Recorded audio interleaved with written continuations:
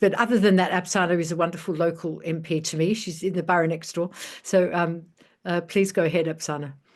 Well, thank you so much, Carol, and thank you so much to the Socialist Health Association for inviting me. And thank you for that introduction. I guess what I want to start by saying is that I think we all are quite aware that the last 14 years of austerity have been very brutal. And in my constituency, Poplar and Limehouse, we have suffered from disproportionately high levels of child poverty and deprivation for a very long time. You know, leading up to the first time when I stood to be elected in 2019, we had run campaigns to do with child poverty linked quite closely to child poverty, whether that was trying to save our local nurseries or whether that was, you know, advocating for against cuts more broadly and advocating for universal policies, really. And we have some of the highest rates of child poverty in the entire country. I think Mari mentioned the Child Poverty Action Group, I think, and you know, they released data in just June this year, which shows that almost half of all children in my borough of Tower Hamlets are living in poverty. Wow. And you know, in my constituency, I have the financial district of Canary Wharf. You've got the financial district in the city, and what we know is that this is happening while the rich have gotten richer and the wealth of the UK billionaires has actually grown in this period. So you know, it's an unacceptable situation morally and politically that we have successive Conservative governments that have paid for its tax cuts to corporations and the wealthy by targeting children, among others, for cuts in benefits and services. And what we really mean by that, of course, is, you know, the ripping up of safety nets for our communities, you know, cutting the funding for services, something that, you know, as I say, you know, in my area, we've focused on campaigns to do with child poverty, but also the wider issues of cuts and funding for services itself.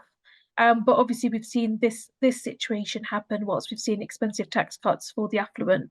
And you know, I think we've really got to be very clear about this situation in terms of the targeting of children and others in terms of cuts in benefits and services.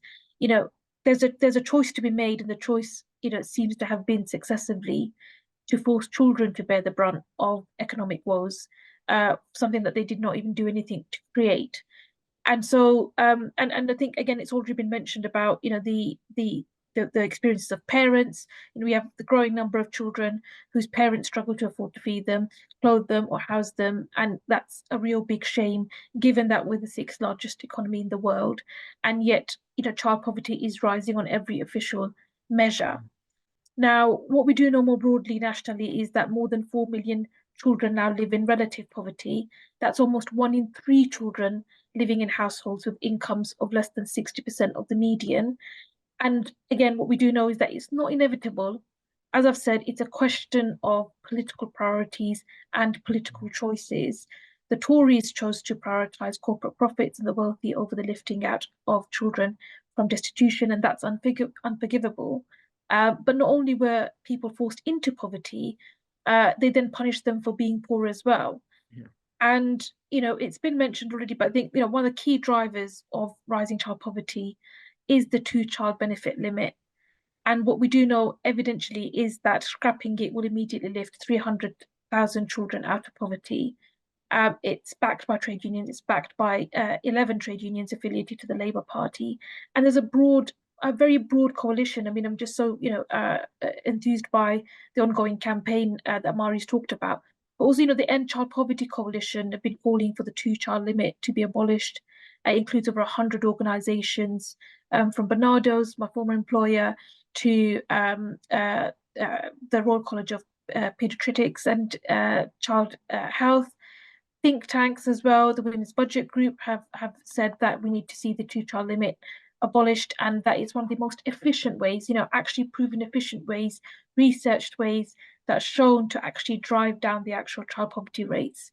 So we know that the evidence is widespread, it's extensive, it's very clear. And that is why this summer I voted in Parliament to scrap the 2-child limit policy once and for all. And it's why it's also shocking that the Labour government have opposed scrapping it. And likewise, more broadly, you know, I think the government's position on health and education is also very, very concerning, because the fight against child poverty needs to be comprehensive, it needs to be joined up, and the thinking needs to be joined up as well. We know that the education system is in dire need of repair. There's so much to be done. And to achieve that, there must be investment in education. I want to touch upon the recent Darzi report, which argues that in the last 15 years, the NHS was hit by three shocks: austerity and starvation of investment, confusion caused by top-down reorganization, and then the pandemic. So, there is no getting away from it, that the solution to the crisis must involve proper funding for the NHS. It has to include capital investment, and it has to include a shift away from the fragmentation of services. Um, we've seen so much outsourcing to the private health sector, and that needs to be ended. And the NHS should be a comprehensive health service, publicly funded, publicly provided, and free at the point of delivery. And for me, I felt leading up to that vote, our children's futures are a matter of conscience. I keep coming back to this, question of, like, if there is no money for our children to live free from poverty, or for our older people to enjoy their later years without hardship, then the money has to be found. Why is there always money for war and imperialism? And if our economy, and I think all of us have seen, particularly in the last few weeks, these debates about the economy. If the way our economy is run means that large scale human suffering and wasted potential is unavoidable, then we have to actually change the way in which the economy is run. That is the bottom line. That is it, I think. And I know that my constituents, and I know people around the world, were told to vote for change, and that's what they did. They voted for change, and that's what they were looking at for this government to deliver, to end the injustices that blight us.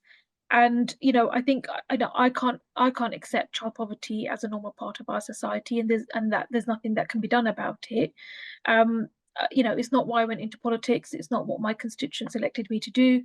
And I think as activists as well, I think we need to defend the principle of universalism, because I think that universal benefits, like free school meals or winter fuel payments, these things ensure that no one falls through the cracks.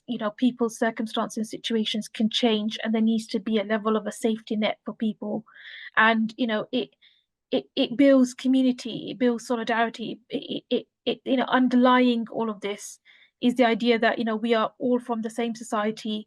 Everyone deserves security, everyone deserves dignity, everyone deserves warmth, and everyone deserves food.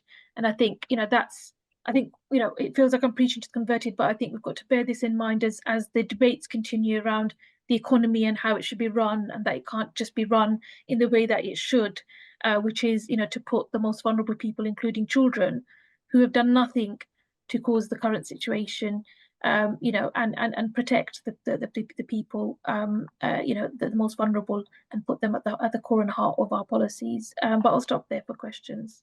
Yeah, thank you very much. Has anyone got any questions they'd like to ask?